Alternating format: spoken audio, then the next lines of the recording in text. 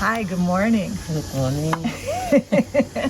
I'm Jean from Threads of Life, and I want to introduce you to one of our field staff, Janssen Alfred Tuan.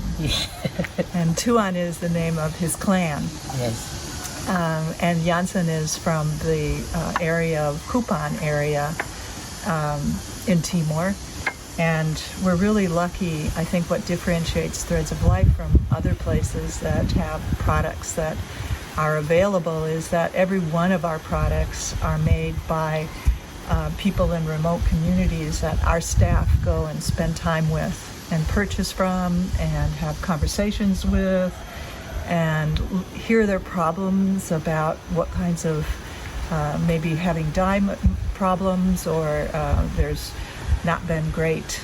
The crops have failed, and how can we support that? So Janssen's been working with us now for how many years? Sudah berapa lama? Sudah hampir 8 tahun. Wow, dengan 8 years. So really happy.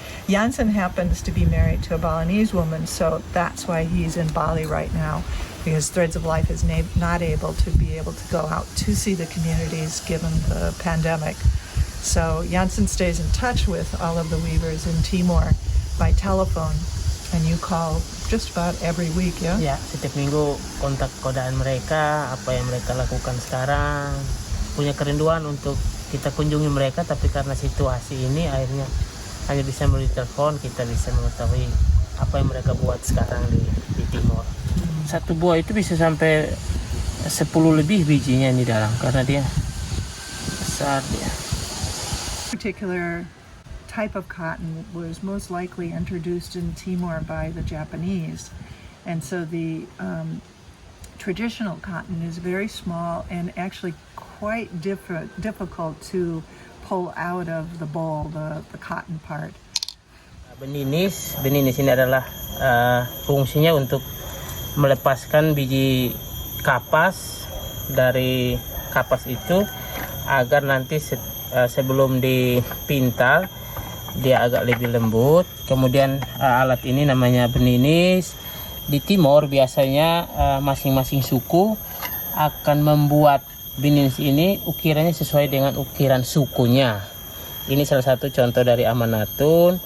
Dia membuat ukiran sesuai dengan ukiran yang sering ada di Amanatun, yaitu Makaif, dan juga ada bagian atas ini mereka bisa sebut kolo, kemudian ini atone.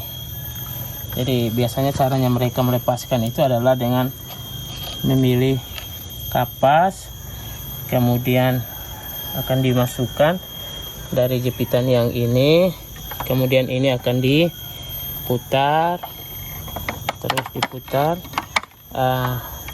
Kapasnya akan keluar dari sini, kemudian bijinya akan dengan sendirinya akan jatuh dari belakang ataupun bisa dari depan.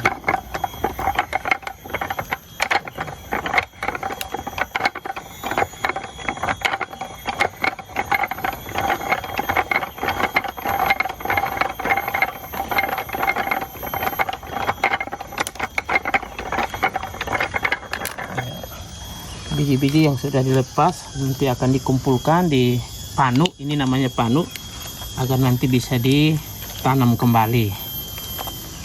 Jadi kegiatan ini biasa dilakukan oleh penenun-penenun yang ada di Timor, biasanya oleh ibu-ibu, dan kalau misalnya suaminya tidak ada kegiatan atau setelah pulang dari kebun, biasanya juga membantu istrinya untuk melakukan kegiatan yang seperti ini.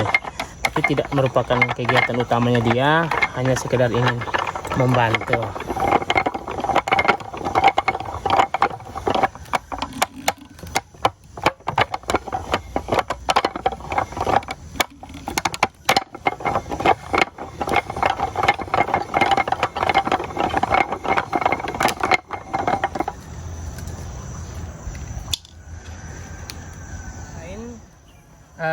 Asli dari benang handspan yang melalui prosesi ini kain dari Amanatun, motifnya juga motif Makaif. Jadi pewarnaannya menggunakan taum atau indigo, Ini kain asli dari Amanatun, tepatnya di desa Venun. Jadi peninis ini juga dari Venun, kain ini juga dari desa Venun di Amanatun Selatan. Motifnya sama sebenarnya, karena ini juga motif makaif, tapi ini dibuat dalam bentuk yang sedikit besar, atau kalau bahasa timurnya disebut makaif naik. Sedangkan yang ini adalah menggunakan benang komersil warna indigo juga. Motifnya dari daerah yang lain lagi, masih di timur. Ini wilayah timur tengah utara di desa Wenendo. Motifnya juga kayu naik. Di timur disebut kayu yang sangat keras, digunakan untuk alat tenun, terutama yang beninis ini, karena dia bisa bertahan sampai puluhan tahun, bahkan diwariskan sampai ke anak cucu dari neneknya ini. Jadi dia akan pakai kayu yang matani ini. And the kayu matani they also use for the traditional house. Iya. Jadi kalau misalnya rumah umek bubu atau lopot, tiang utamanya itu pasti akan pakai matani, karena tiang utamanya ditanam langsung sampai ke tanah, tidak menggunakan semen lagi. Jadi walaupun dia di dalam tanah, dia tetap akan aman di dalam tanah. Jadi kayu matani itu salah satunya untuk itu juga. Rumah adat. Noticing this really beautiful carving on this bininis or cotton gin, you can see just the incredible fine carving. And I really want to stress that Threads of Life didn't ask for this carving to be done for a tourist market, but in fact we found that traditional people make beautiful, beautiful works of art that they use for practical purposes.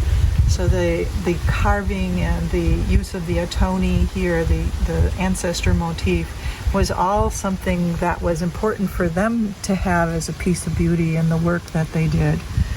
So what you're looking at is not something created new. Well, it is new, but it is what has been traditionally made for their own uses in communities.